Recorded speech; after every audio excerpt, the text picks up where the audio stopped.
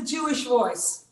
This is really, oh my gosh, this is going to be a stroll down memory lane, and it's going to be an exciting evening in every way. I've got my co-host with me, Susan Linder. Hi, Susan. Hi, everybody. And my right in the background, Andrea, who's hiding, but wherever you are, Andrea Levine, thank you. And let me tell you a little bit about my guest, because he is a something. So his name is Jeff Klepper, and anyone in the Jewish field knows his name. It's a household name. It's a name you know because of Shalom Rav, which was one of his earlier pieces. His, oh my gosh, I can just keep going on. The introduction I always sing to the Shema. Oh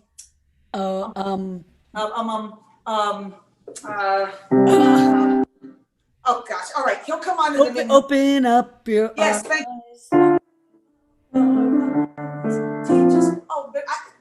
these are just a few of the diddlies. He's done an incredible amount of work, and he has shaped and molded Jewish life and music for so many years. And I had the honor of being in my last year of school when Jeff, in my first year of school or second year, when Jeff was graduating. So I knew him, and he knew me, and he saw that I played flute, and I went with him one night to Brooklyn.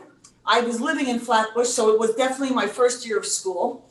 And I recorded in a studio with him in Flatbush on probably his very last Nifty album, which was his fourth album, which was an incredible experience for me. A cantor, an influential figure with contemporary Jewish religious music. He has worked alongside with Rabbi Dan Friedlander, which they recorded so many pieces together that they co-wrote and wrote apart. If their group was called Kol Beseder, it started, I think, in 1972. And of course, he was ordained at Hebrew Union College in 1980. And there's so much to say, but I'm gonna save it because I don't wanna lose an extra minute without inviting on the one and only, incomparable, the legendary Jeff Klepper. Hello. Hi, Jeff. Hi. Michelle, if you've got something to say to me, you can say it right to my face. You don't have to say it behind my back. Oh. How do we get rid of this screen here? Start my video. Okay. Are you okay? We are. We're the high-tech Cantors. You know that? Oh, listen, I figure, I've learned how to use Zoom. That makes me a genius already. But Jeff, let me say hi to Susan, because Susan and I were not supposed to be here this week. We were supposed to be somewhere else. We were supposed to be in Wisconsin at camp. Yes. Well, I'm going to be joining Susan in the future and going to all of these different things with her, so I'm very excited that she's my partner. But for some strange reason, it was canceled. I don't even know why. Yeah. They just decided that we couldn't all be in the same room together. What a crazy thought. But you know what? On Saturday night, they're doing an open mic. It's going to be great. Yeah, it's going to be part of my dog. He's a little happy, I guess. I'm not sure. Okay. But Right, yeah. dog, not my dog. So, Jeff, tell us about your life. Start by your childhood and move your way up. Always asking the tough questions, huh? Yeah. All right. Yes. Well, to start where you left off, yes, I certainly do remember meeting you back in New York City and recording those nifty songs in Brooklyn. Those were the days we were just young and carefree and poor. Very poor. Very poor. You should have seen where I lived. Which is why we lived in Brooklyn. It took me an hour to get to Hebrew Union College on the train. As well for me. Gewalt. Horrible. So, well, I could tell you about my life, but I have a few visual aids here. I went through my photos and put a little photo album together. Would you like to see my photo album? Would love to. All right. So I'll show you a few slides of where it all began. Okay. Okay. And to do that, I have to, you're looking at me, but I'm looking at my computer. That's And okay. here we go. Yeah. So I am from New York City, and this is my apartment building where I grew up. I wasn't born here. I was born in a hospital. But if I had been born at home, I would have been born right here. As a matter of fact, you can see my cursor. Can you see my cursor? Yes. This was our apartment right here, Oh, wow. right First there. floor. We were never robbed, although you have to be very careful. I think if you go today, there's bars on all of these windows. Yes, I But in the remember. 1950s and 60s, you didn't need bars on the windows. That's true. So this is, I took this a few years ago when I used to make a kind of a regular pilgrimage to my neighborhood, but now I haven't been back to New York in a while. But I used to sit right here, and as you can see, there's like this anti-sitting kind of metallic addition here. Well, this was not there, these jagged ridges. So I was able to sit on this perch, and I sat up right here for hours and hours. I mean, days. I was like the kid in front of the building on 4 Washington Avenue. And Wow. you'll even see a picture of that later on. So anyway, that's my humble beginnings. So here's what a lot of people don't know. My dad, who passed away many years ago, it's a whole other story, but he was a lawyer, but he had a lot of different hobbies, and one of them was magic. And he learned magic as a kid. And he actually put together a magic show that he did at temples and JCCs and for Jewish groups. And I used to go along with him on his shows. He used to just let me tag along. And he told me if I was really good and if I didn't say anything out of line, that he would call on me to be his helper, but he wouldn't tell anybody, of course, that we were related. He was he did mostly kids magic shows. And the interesting fun fact, the interesting thing is he had a magic teacher in New York in the 1940s, I think. Yeah, 40s. And his teacher was the father of somebody very famous. So his teacher was the father of Shari Lewis. Oh my gosh. Lamb Chop Lamb Chop. and Charlie Horse. So my dad studied magic with Shari Lewis's father, who himself was a popular kids magician in New York. He called himself Peter Pan, the Magic Man. Wow. Nice little rhyme there. And my dad studied with him, and my dad knew Shari Lewis. And when she was a kid, don't forget, this is the 1940s. So maybe she was like, I don't know, 6, 7, 8 years old. I mean, old enough to know who my dad was, because my dad would come to their house for lessons and to learn magic. And she remembered my dad all through her life. And when I met Shari Lewis, I met her for the very first time on a book tour, which was to be the last book tour before she passed away. I showed her a picture of my dad, and she said, "I remember your father. I loved your dad." And, how old was she when she died? Relatively young. She had ovarian cancer, if I'm not mistaken. It was so in her 50s, maybe. I remember watching her with my brother when we were little babies. She was one of my favorite TV She's wonderful. people. Wonderful. I was born in 1954. So I watched a lot of, really early TV shows in the late 50s. And Yes. Shari Lewis was in that mix, and she was fantastic. Okay. So anyway, speaking of the 1950s, so this is baby Jeff. Oh. In Fort Tryon Park, which was near our house in Washington Heights in New York, which they now call the Heights. And there's my mom next to me. And then my father's mother, my grandmother, Tessie, is there too. So what do I look like? 2.5, maybe? Yeah, about 2.5, maybe. maybe. I was a big kid, so too. So it would be around 1956. Now, Uh-huh. wait a second. My mother is not pregnant, obviously. So she has already had my brother. So I have to be at least 2.5. Right. And And I then was born in 56. why would she leave my brother alone? I'll have to check into that. Yeah, that's a So good question. where is my brother? I don't even know. Maybe he was in the stroller right next to him. No, maybe I'm a big 2 and she hasn't gotten pregnant with my brother yet. I'm going to go with that. All right. Okay.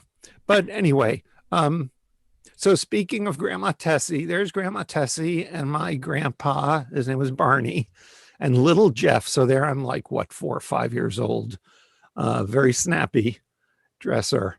Yeah. And those are my father's parents. And that's where I get my family history. Well, I mean, yes, I have family history on both sides, obviously, but I guess I'm a little closer to my father's family. That's where I still keep in touch with all my cousins and stuff. And that's where I got my love of pastrami comes from being Romanian. You see, I'm Romanian on both sides of my Klepper side. Yeah. So there I am. So I said that I kept watch over the neighborhood. So there I'm on that same railing.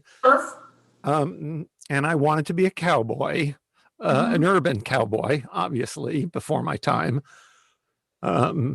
Maybe I was a trendsetter. That is one cute looking hat. Well, Jeff, you were a trendsetter. Yeah, really. I got the gun, everything. I mean, at HUC, you were clearly a trendsetter. Well, that's very nice of you to think so. You were. I think I was scared the whole time. I was scared of flunking. Yeah, but no, you brought to HUC something they were very scared to move into that direction. Well, we'll get to that. We'll get to that. Although, it has highs and lows like everything in life, I guess. Yes. Anyway, here's this is the thing that turned my life around. When I was at around that age in my childhood, I don't know, 7 or 8 years old, my parents took me to see Pete Seeger. Now, they made an LP of a concert for kids that Pete Seeger did at Town Hall. And I think I'm not on this LP, but I think I went to the concert either the year before or afterward. Pete Seeger is, for anyone who knows him, a folk music god. I mean, he is the reason that I play guitar today, even though there's a banjo. But he's the reason. I mean, the Beatles and Bob Dylan and Peter, Paul and Mary, all that stuff would come later. But he was the happening thing, and just learning so many folk songs. And that's what got me started on the, thing of wanting to be a song leader. I mean, not even Jewish stuff, but just, Down by the Riverside and Go Tell Aunt Rhody and Skip to My Lou, all those great classics. Yep. So I decided to play guitar myself. Now, I searched in vain for a photo of me playing guitar at a young age, and I couldn't find one. So here I am at age 14 practicing the guitar. I think that's the oldest, but far back that I go with a picture. You can see the ashtray here. My parents were smokers. It's such a relic, the ashtray, right? I know. Do you still have that guitar? I still have that guitar. It is a Guild 12-string guitar. And when I turned 13 and my father said, so now, Jeff, I'm going to buy you a real guitar. And we went down to this shop called Manny's. It was on West 49th Street. And everybody bought their guitars at Manny's. Yep. Almost everybody. But there were like 5 music stores in a row on West 49th. There's none today. I think they've all left. It's what today is kind of the Diamond District. Right. And there used to be pawn shops and music shops and all that. And I said to my father, okay, Dad, thanks. And I want a 12-string guitar. He said, why do you want a 12-string? Because Pete Seeger plays a 12-string guitar. And I still have it today, and I still take it out every so often and play it. That's my 12 string right there, hanging on the wall. Oh, hanging on the wall in your house. And my very first guitar I ever owned right there, hanging on my wall. Yeah, well, I consider this to be my first. It's the oldest guitar that I have. I tried to hang my piano on the wall, but it fell. No, no, no. You can see I was trying to rock that Beatle look, you know. Yep. You had it. You had the look. I did a lot of experimenting. Like most Jewish kids, I hated my hair, you know. Right. I mean, we all hate the way we look. I hated my nose, you know, I hated my hair, and I had this. Your hair was curly, but this doesn't look that curly. Yeah, well, it was curly. Maybe because I had combed it. I don't know. Okay. It was red. Yeah, You were actually, I used to comb my hair pretty horrifically, you know, from one side to the other, thinking that, you know, and use a lot of gel. They had this green stuff that barbers would have. And, you know, it was like glue. And I think it's still around. Really? Well, I mean, now they have gel that you buy in a tube. So it wasn't like that. It was like this glop. Anyway, yeah, I was of the hair combing, you know, sort of Goyish wannabe. I hope that's not offensive to anyone. No. But, and then in college, I embraced my curly afro, Jew-fro. Oh, yeah, you had a fro. Yeah, I had a fro. So, and we'll see that fro. But this is just my dividing line. I found this cartoon. It's so cool because, you know, people in our, I mean, Susan, were you at Cage? Many times. Yeah. So there was a gentleman, and I know we're shifting like way into the future now. We're into the 1980s and 90s. And all of the Jewish songwriters went to Cage, but everybody went to Cage, CAJE, Conference for Alternatives, right there in Jewish education, and mostly teachers of Jewish things. And we had this little music group. Debbie Friedman was a part of it, and Craig Taubman, and a lot of other names of people you would know. And everybody was writing songs. Now, here's the thing. If this was being written today, it wouldn't, I mean, this was a joke when this gentleman, 47 different ways to sing and play Oseh Shalom. You can go on YouTube and find 47,000 ways to play. Right. It has, this whole Jewish music thing has totally exploded. I wish I could remember this fellow's name who drew these cartoons. He was such a great guy. He was from Cleveland. That's all I remember. And I could probably find his, I'm going to stop this and then we can resume our chat. Well, it's like Hine Matov and Adon Olam. You know, can you sing Adon Olam? Which tune?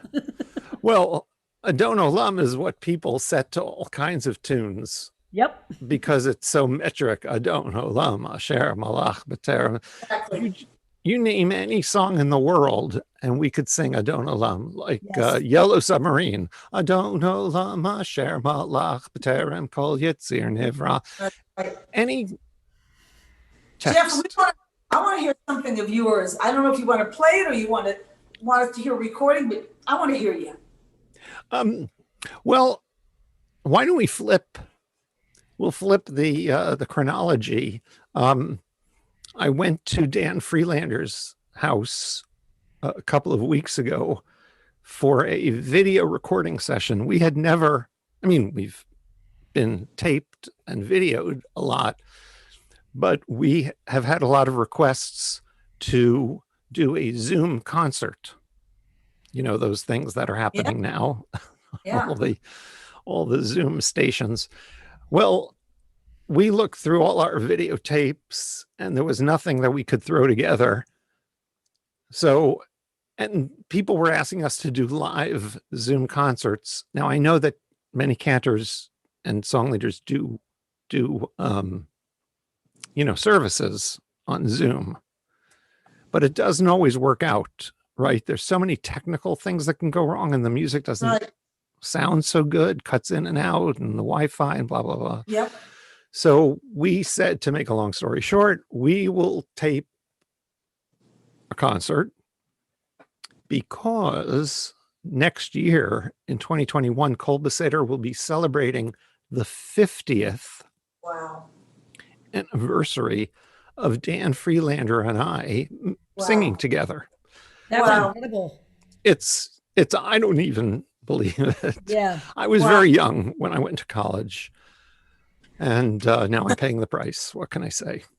So anyway, we decided we would do this 50th anniversary video. Now, we've played it for one synagogue, and we're kind of shopping it around to other synagogues, which is why I can't show you the whole thing, and I can't give you a link or anything because it's still, proprietary.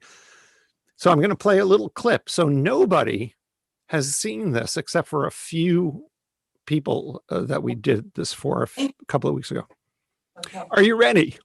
Ready. So this is a parody song. This is a parody of a song that everybody knows very well, a pop song.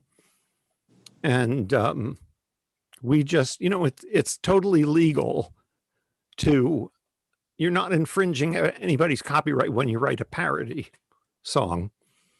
So we wrote this parody, some friends of mine, and here it is. And it's about doing the Hagbah on Shabbos in the temple, in the shul. Hagbah is where you take the Torah and you hope that it doesn't fall, and then the Galila dresses it, and so on and so forth. So this song is appropriately called Rolling Up the Torah. Okay. And I'm going to play it until my harmonica part, and then, because I want you to see me play harmonica, not one of my first instruments, but here we go. Kolbeseder. Oh, I have to hit play. 1, 2, 3, 4.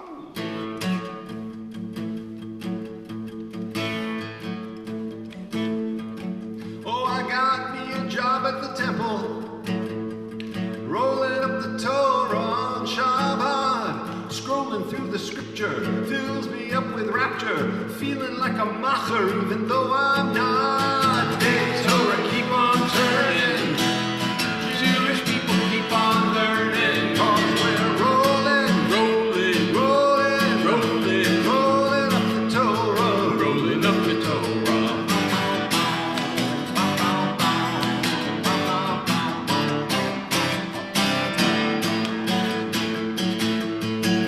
Now early every Saturday morning, the Cantor singing loud so we can stay awake. Minions getting skittish, waiting for the kiddish, lunging for the herring and the honey cake. Big Torah keep on turning, Jewish people keep on learning, cause we're rolling up the Torah.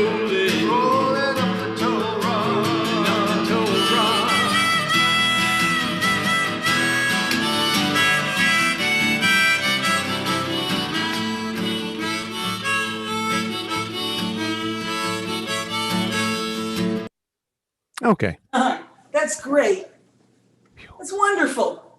And I've used that rolling up the Torah before. You've used it for a Purim, probably. Yeah, I've used it for Or Simcha Torah. Simchat Torah. Yeah.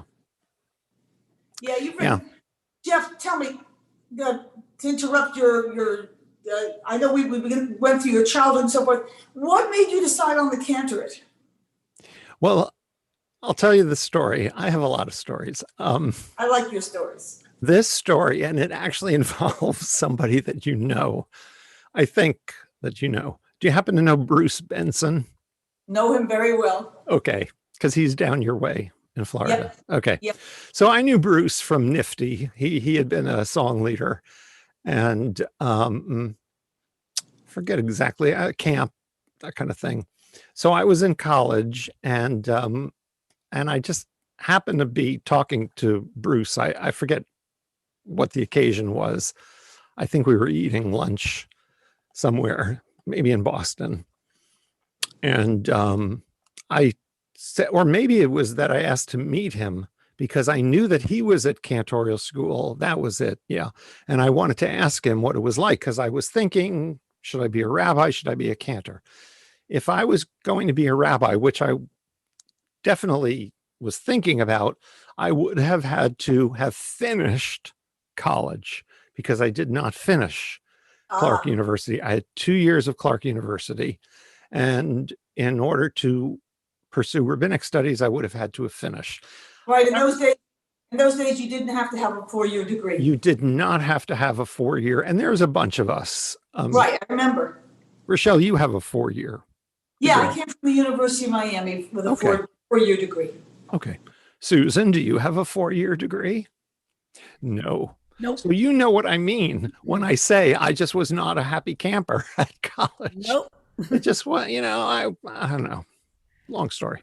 Temple So- Beth Am told me that they had a great job for me, and I said, okay. And I went to Temple Beth Am. Well, there you go. So, so I called Bruce Benson up, and who was I think he was in the school at that point. This is 1973, I think. And I said, so tell me about the college, the what was then called the School of Sacred Music. It's now called the Debbie Friedman School of Sacred Music. That's another long story. And I had heard that you did not need a college degree. And Bruce told me, just, yeah, do it, go for it. And you don't have to go back to college. You don't need the degree. You just go right in. You'll get yourself a weekend job, a weekend pulpit. And he told me that you can get a job that'll pay you $7,000 a year. Right, That was 19. that's right. I mean, so, oh my God. So, I mean, that's probably in today's dollars like $20,000 a year. Right. So if you told a college student you could work on weekends and make $20,000 Or a year, 30, or even 30. of course, their tuition is 3 times that. So Exactly. the tuition at HUCJR was not very expensive. It was like It's like 3,000 $1,500 a year when I went. $3,000 a year. $3,000 a year. Yeah. So anyway, so that clinched it for me. So I went to, the thing is, as you alluded to before, I had a very, very difficult time at Hemet Union College, because I had hair out to here. I wore jeans. I wore, denim jackets, and everybody else is walking around with suits and ties. And I mean, okay, not literally suits and ties, but everybody else was more presentable, and I was kind of more on the hippie Mhm. contingent. And Yeah. I didn't know a lot. I just didn't know a lot. I didn't know Hebrew. I barely knew music theory. I knew how to play guitar. I didn't sing very well. I mean, I'm not from the operatic singers. That's not my thing. I Right, come from the Bob Dylan school of exactly. cantorial singing. I remember it well. I remember it was very challenging for you. Yeah. So the first 2 years were very, very hard, because I was in a class where everybody could sing rings. Oh of yeah, you had opera singers in your class. amazing opera singers. You And, had Sarah Sager, right? You had Gail Hirschenfeld. those folks. Yeah. Yeah, those folks. Okay. And, I mean, I tried my best. The thing is, I had a reputation as being the camp guy, the song leader guy. Yeah. And in the early 70s, that was not very popular with cantors. No, in fact, I was told not to talk about the fact that I played guitar when I auditioned. And I didn't understand it then. I totally understand it now. When, let's say 10 years ago, when I was in my 50s and just doing my cantor thing, I had 2 congregations over almost 40 years. And by the time you're in your, 40s, let's say, you're rolling. You know what I'm saying? You've got your Yep. shtick. Yep, You're making it work for you. And, you learn a few new songs, a few new pieces because you don't want to do the same old thing all the time. But mostly you're doing the same kind of thing that you've been doing, okay, with minor variation. Yes, it gets a little stale, but fortunately, kids go through the religious school. So, you know what I'm saying? By the time they're out of the primary grades, then you got a new set of kids coming into the primary grades and that sort of thing. So, and Susan, you're the queen of the religious school Jewish music set. Thanks. So, where was I going with this? Oh, yeah. If someone had told me in my 50s, hey, guess what, Jeff? There's a whole new style of singing, and you have to learn an entirely new repertoire in order to please and excite the people who are coming to your services, I would say, what? I have to do what? No, I like my stuff. It works for me. I don't have to think about it. When I sing a service, I don't look, I look at the Hebrew text. No, I'm not reading music when I'm doing what I do, because I want it to be internal. I want it to come from my neshama. Yes. But that's what we were saying. We young, rebellious people in the 1970s, we, indignant kids, with an overwhelming notion of our own significance in the universe. But we were young, we were impetuous. I guess that's the word I was thinking of. Yeah. And we could not understand that these cantors were hurt in some ways by what we were doing. Yes. We were just doing our music. Yes. And it was so completely to the opposite of what they were davening. Yes. Well, they had an organ playing. Right. And they sang, and it was much more complicated music, but it was what some people would call classical music. It isn't really classical music, but it's that idea of art music was much more. It was art. Yes. There's a lot of stuff going on with it. And then we come to these sweet melodies.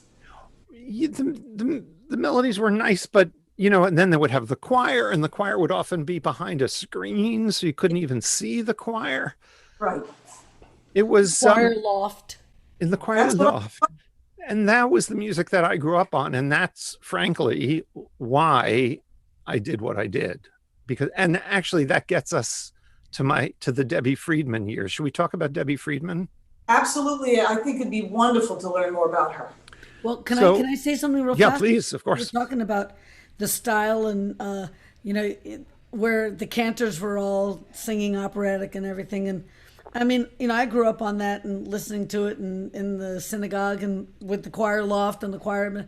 But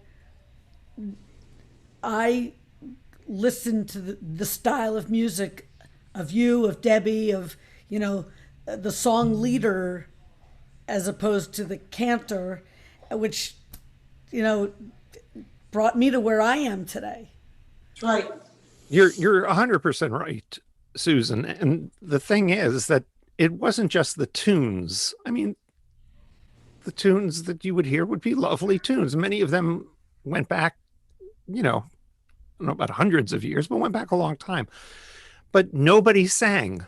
Right. Nobody sang with the cantor and the choir. Right. The Chazan was a performer. Right. And I mean, you couldn't sing, firstly, because it's very hard to sing when an organ and a choir are coming at you. And it's hard to sing those keys because they were very high keys. Very high.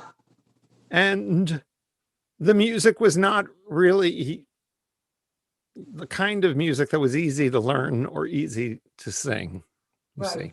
So, and God forbid nobody clapped. My gosh. No, never. I mean, I made a joke before about jackets and ties. You didn't go to synagogue in 1962 without a tie and a jacket. You just Or didn't. a skirt and a jacket. And a dress and your best shoes and all that kind of thing. You know, when they talk about Sunday go to meet in shoes, you know, that's really what you had to dress up nicely. And now, isn't it terrible that, you know, people come to shul now with ripped jeans and sneakers? Don't get me going. Okay, so let's go back to our slides. Okay. If I may, I'll try to move this along a little faster. So something happened in my teenage years that changed my life. And I met this person. Now, you may not know who this person is. Some of you know, because this photograph is one that I took in 1969.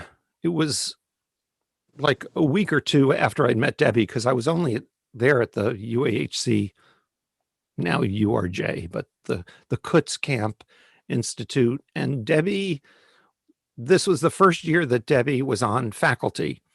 She was one of the song leaders. She was the youngest of the 3 or 4 song leaders at the Kutz Camp. And Debbie was very silly, and that's why she's making a funny face and making a funny gesture. Debbie was it. Let's put it this way: if she was a kid today, she'd be on so much medication it would make your head spin. Wow. Debbie had a lot of things that were challenging in her life. She had dyslexia. She was brilliant. Yes, I heard she never could read music. She was a genius intellectually. She couldn't read. And she was a musical genius, by the way. If you played a tune to her, she could play it on the piano. She could sing it right back to you. Right. But she never learned to read music. Right. And she had a lot of social, it wasn't so much social anxiety, but social awkwardness. She didn't know what to say to people. And so she said just a lot of silly, goofy things. And you'd walk away, what is she talking about? She was Debbie being Debbie. I think as she got older, she matured. She was barely, I think, 20 years old at this point. Maybe I'm wrong about that. Well, she came to Kutz Camp right out of high school. So yeah, she would have been around 19 or 20. I'm very bad at math. In any event, I met Debbie in 1969. This is a photo that I took of Debbie. I love this look on her face. She's playing her famous Martin 12 string. You can see the guitar is almost as big as she is. Wow. She was like 5'2" or something like that, not tall at all. But her guitar had a big sound. Her voice had a big booming sound. And she could command a room unlike nobody I've ever seen before or since.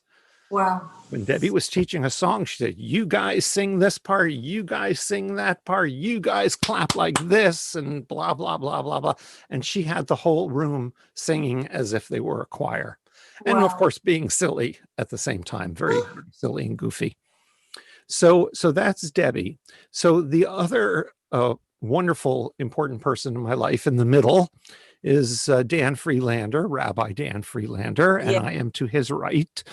Don't you like our snappy? Yep. This is our Saturday Night Live. Who's on the other side? And Is to that Dan's Louis? left is Louis Dobin. That's right. That's Louis Dobin. Louis Dobin, who just retired as the camp director in Texas. Wow. And this is now a few years after Danny and I had started singing together, writing songs together. We were both at Hebrew Union College, and we decided not just to sing the two of us, but to form a rock band. So we formed a Jewish rock band. We were one of the first, not the only one by any means, but one of the first Jewish rock bands. And we used to play weddings and bar mitzvahs, and we're in a synagogue, temple services and dances and all kinds of things. Did Danny always wear a tie? Well, we always wore, this must have been a Friday night service, or Uh-huh. we probably wouldn't be dressed like that, but who knows No, what it but he's was. the only one wearing a tie. Well, I think the tie, the the shirt over the jacket. He was a bit more of a conservative dresser than you were. I'm looking at that suit. He was the rabbi. Nobody wears the Right, he was a rabbi. shirt over the jacket anymore, and he was the rabbi. That's exactly right. Oh my gosh, yeah, Danny. If Danny was with you, you knew everything was going to be okay because he could talk his way out of anything. So we had so much fun, and that's our drummer Steve Samuels in the back, and we had a few other people as well. Yeah, okay. Anyway, so this is the band moved away. The key people just moved out of town. You know, that's what happens with people. And Danny and I decided to go it as a duo. So this came out in 1981, if I'm not mistaken. It's our first record. It was recorded before a live audience at Kutz Camp in Warwick, New York. I just wanted to show you this. This is an actual thing. This is the cassette tape on which Shalom Rav was actually composed. The tape, which has, of course, been digitized, Incredible. actually has Danny and I know you sing this part or play a different chord. You know, we used to go back and forth. That's how we would write songs. We would hit record on the tape deck and just improvise. Danny, by the way, I have show and tell. This is a copy of the Union Prayer Book. As you can see, it's tiny. It's a little book. Most books are like this big. This is it's barely bigger than a paperback book today. This was the prayer book that we used. And the cool thing about it was every page, one side was totally in English and one side was totally in Hebrew. So at camp, when we were learning all the Hebrew songs and prayers, we realized we didn't need the left side. Where's that page? We didn't need the left side English. We could just sing and pray from the right side, you see. So whenever Danny and I got together to write songs, he would take the book and he would just kind of flip the pages until he saw a prayer that we should set to music. And then we would talk about it. We'd go over the words, hit record on the tape recorder, and the magic would happen. But really, I'm saying that as a joke because it took a long time, you know, to make that stuff happen. What year was it that you did that live concert at Kutz? The live recording? The recording was 1980, I think. 79 or 80. So I was there in 82. And Mark Belgrad was my song. I went to school with Mark. I love Mark Belgrad. I just saw him at the New Cage conference. No, I'm sorry, Song Leader Boot Camp in February. And oh my God, it had been years since I had seen him, and I love that man. And but you were not. I think you came to visit because I remember meeting you there. I probably did. I mean, I tried to visit as often as I could. Right, and it was like, oh my God, there's Jeff Klepper, and I think Dan Freelander, and I think Louie was there also. And I just remember, I think we were like I can't even remember, downstairs near the pool area or something. Why I remember this, I don't know. And Jeff Klepper and Dan Freelander walked by, and I was like, woo, I sing their music. Well, I hate to tell you, but that pool is not there anymore. No, I know. The pool all the way up the hill. So, Rochelle, I told you that I would look for something truly fun to play. Yes. For you. So I'm going to play a video. This is the first video that exists of Danny and I singing together. Fantastic. It's 1979. So, and I'm going to dedicate this to you, Susan, because this is one of the first religious school songs that I wrote. And it's called I Like to Be on the Bema and Lead Us All in Prayer. I'd rather be on the Bema than sitting in my chair.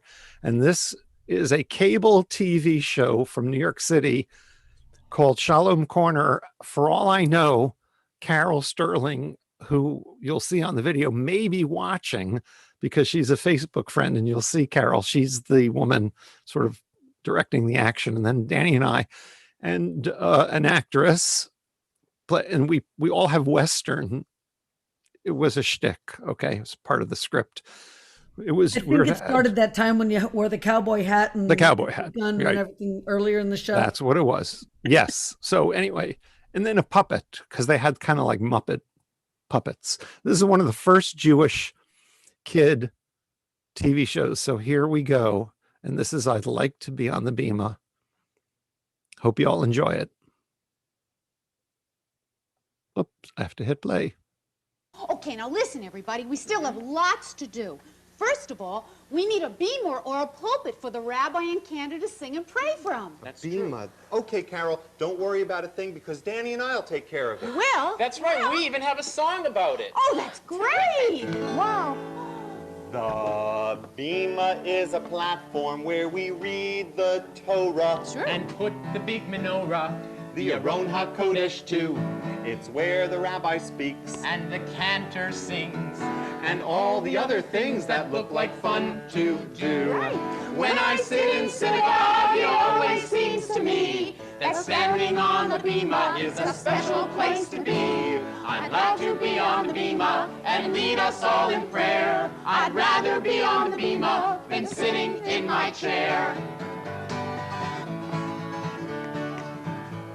So when you read the Torah or take part in the service, You shouldn't feel nervous. There's not a thing to fear. and when the rabbi calls you, approach the bema proudly. And read your portion loudly so everyone can hear. When I sit in synagogue, it always seems to me that standing on the bema is a special place to be. I'd like to be on the bema and lead us all in prayer. I'd rather be on the bema than sitting in my chair. Yes, I'd like to be on the bema and lead us all in prayer. I'd rather be on the bema than sitting in my chair. Oh, boy, was that great. That's brilliant. Oh my, oh my, oh my. I remember you wrote a song about all the things in the synagogue. Yeah, well, I wrote a lot of songs. No, but I mean about like all the symbols. Yeah, well, that's what that song we just heard comes from, that collection. I stole that ending from the Beatles. I've stolen a lot from the Beatles. That's the end of from Yellow Submarine. 1, 2, 3, 4. Can I have a little more? 5, 6, 7, 8, 9, 10. I love you. All together now. All together now. All together now. Woo! I'm sure they're okay with it. I'm sure they're okay. I'm with sure they're okay. I'm That's a right. little disappointed that you let Dan do the dance moves. You didn't do the dance. Yeah, well, it was the early days of cable. That's just, I love that. So anyway, and then we'll just finish up the slideshow, and then I'll let you guys, you can request that we sing anything you want, and I'll try to sing it if you want to do that. But let's just finish this and it's very fast and a little sad because it has to do with Debbie. So, but here's happy. As you can see, my hair is about the same because it was the same year, 1979. I got to meet my hero. I had met him before, but I had never taken a picture with him. So this is Pete Seeger. And we are at an anti-nuclear demonstration at the Seabrook nuclear power plant in 1979. You hear the balloon says no nukes. And this man was my doctor who was very active in the anti-nuclear movement. And that's my Cage shirt right there. Okay, onward. So getting back to Debbie. So this is me in my Red Sox hat and playing with Debbie in Chicago at the Jewish Folk Arts. I was at that concert, and you were she there. had no voice. And she had no voice because she had terrible allergies, and there was some tree, one of these trees, and as the concert went on, she like, and she pointed to me, come up. And, I remember that. Yeah. I remember and so that. we just sang together and had a great time. And she had just finished singing her guts out at Havana Shira. So that's the thing. So I alluded to that right at the very beginning. I mean, I know we're kind of winding towards a conclusion a little bit, but Susan and I should have been at the Olansang Ruby Camp in Oconomowoc, Wisconsin for the October portion of what we call Havana Shira. So that's a song leading camp. It happens every spring, at least when there's not a worldwide pandemic. It happens every spring. And that was founded by Debbie and myself and Jerry Kay, who is the camp director. And what you'll see here, and this is our last shot, this is one of my favorite photos in the whole world. I think Angela took this, the late Angela Gold. Yeah, this is one of the last Havana Shiras that Debbie and I were together. It was a Saturday morning service, and we were sitting in the back, and there you have it. That's Debbie and Jeff there sharing a moment. I don't know if I could do it, but I've taken a few pictures of you also, Jeff. Yeah, that's good. I can tell by my hair and my guitar, or my facial hair and my guitar, approximately what year it is. Right. You were talking on a banana at this point. Oh, that was my banana time. Right. Yeah. Oh, this was, remember when we Oh, that was the very beginning. This was when they honored you at the a couple years back. I think this might have been 2016, I think. Yes, that's my Tacoma guitar. I've taken a few pictures of you. Yes, you have, over the years. Shared. Susan, how many photos do you have on your computer? A million? I'll bet it's a million. Days and days worth of uploading, yes. But I'm pretty good at finding them. We know when you call and you say, can you send me a photo of me with so-and-so from for something I'm submitting or for a concert that I'm doing? I've been pretty good at pulling them out. So you are terrific. Thank you. Susan. Thank you. Well, you both you guys are terrific. Rochelle, you're muted. We can't hear you. So Jeff, Rochelle's, yeah. I want to ask you a question. So you just said that you met Pete Seeger. Did you meet him and just take a picture with him, or did you have a conversation with him? Like if you saw these people, Bob Dylan, all these people that I know you admire and that you teach about, what would you say? Yes, well, I mean, I was fortunate to meet a few of my heroes. I met Tom Paxton, spent some time with him talking. By then I was in college. When I was a kid, I met Peter, Paul, and Mary. Got to know Peter a little bit, and but never met Bob Dylan or Phil Oakes, or those other people. I was pretty young when they were singing, so. You're also a Woody Guthrie fan. But I am proud to be a folkie, proud to be an Okie from Muskogee. Well, I've taken some of your courses that you've led about all the history of the people that came before us and the folk artists and these musicians that you've talked about, and you got quite a collection, quite a history. I've been playing guitar. Ooh, that sounds so good. This is a 1961 Martin, so it better sound good. Jeff, do you think, since we're coming to the end, that you could give us a great song to conclude an unbelievable time with you? Why don't we? Well, we're talking about folk music, and that's the thing. So I had all these friends in high school who were in rock bands, but my thought was, you're at a party, you take out an acoustic guitar, you can have fun for 3 hours and everybody's singing, right? Yep. With a rock band, you need amps, you need drums, you need bass, you have to plug it in. And you end up far away from people as well. Mm-hmm. That never appealed to me. I just loved to sing with people. So, and you can go anywhere with it. You pop it on your back and that's right. Go up at a party. So, one of my favorite songs is actually the second or third that Danny and I ever wrote, or maybe third or fourth.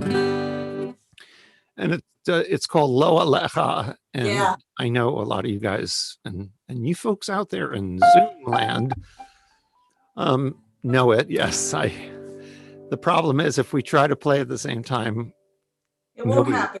Yeah. You won't have- So why don't we all sing Lo Alecha together? And if I can remember them, I will sing the English lyrics that I wrote more recently. And this song is so appropriate for the times we live in because it says, "You are not responsible for finishing all the work that you have begun," meaning the work that you do in the world, but you should not stop trying. You should not wash your hands and leave it for someone else. You know, I've been singing Lo Alecha for a lifetime, and I remember just a couple years back when you did the English at Havana Shira, and I thought I didn't know that there was English. And it was, Well, I didn't know that there was English either, but somebody, a very dear friend, was coordinating a program that I sang at, and she said to me, "And Jeff, we'd like you to sing Lo Alecha. Do you have an English verse?" And I said, "No." And she said, "Well, could you write an English verse?" And I said, I'm not going to say who it was because it's not that important, but no, I've tried writing English to this song and it doesn't work. It's kind of impossible. And she said, "Jeff, I want you to try again." And this time just come up with something. And I worked and worked and worked. And I finally came up with something that I thought was pretty good, actually. "Don't give up because the road is long. Give it a little bit more. Don't give up because your hope is gone. Give it a little bit more. The work is hard. Every day can bring you joy or sorrow, but we have got to be strong. So lift your eyes to the promise of a bright tomorrow and give your voice to this song." That's a pretty good sentiment just before Election Day, isn't it? yeah. Sure is. Everybody has to go out and vote, and that's what's going to make our Everybody country vote. more democratic and just and fair for everybody. So let's all sing Lo Alecha. And I wish you guys could sing with me on the Me too. Me recording, We'll but we'll be your backup dancer. it'll all crash if you do. 1, 2, 1, 2, 3. Lo Alecha Hamlecha Ligmor. Lo Alecha Ligmor. Lo Alecha Hamlecha Ligmor. Lo Alecha Ligmor. V'lo Ata. I'm forgetting my words. too. I am. V'lo Ata Ben Chorin, because I had a thought there. V'lo Ata Ben Chorin lehibater mimena. V'lo Ata Ben Chorin. Don't give up because the road is long. Give it a little bit more. Don't give up because your hope is gone. Give it a little bit more. The work is hard. Every day can bring you joy or sorrow, but we have got to be strong. So lift your eyes to the promise of a bright tomorrow and give yourself to this song. Now, if this were a radio program, I could just keep playing. And Rochelle, you know, you could just like do the outro and do all the announcements, and that would be so much fun. But I have to stop so that you can. Why do you keep doing that little noise? And I'll put a great conclusion to our show while you're giving that little beat. But you won't be able to be heard. That's the problem. You can't be heard when somebody else is. Well, we can try it. We can try it. I'll give you a little vamp, and Rochelle. Just give me a vamp. So, and I'll talk over your vamp. And so, anyway, thanks for inviting me here. You vamp and let me thank you. So, everyone, I want to tell you what an unbelievable treat it is to have my colleague, my friend, my mentor, someone I have always loved so much, Jeff Klepper, to be with us tonight. The Shalom Rav guy of this century, and we all end up with our one song that stands out. For him, it's the Shalom Rav. For me, it's the Baruch Hu. What can I tell you? Anyway, Jeff, may you stay healthy and strong and keep creating. And may you be blessed. And may our country be blessed. Thank you so much for the time you shared with us. Susie, how about a couple words from you? Thank you, Jeff. As always, I admire you, and I'm proud to walk in the shoes and the footsteps that you walk in. I've sung your music for a long time, and I'm honored to be on this program with you. You're a great teacher of mine, and always will be. Well, and Jeff, as I say to everyone who I've had on the show, I'm going to come back and write a song with you. You and I are writing a song together. Okay. You mean by computer or in person? Well, right now it might end up being, we'll see how it is. I mean, we might end up being lucky enough to actually be together in the same room, but if not, we'll be on Zoom and we'll write together. Okay. I love you. Stay Great. healthy. Okay.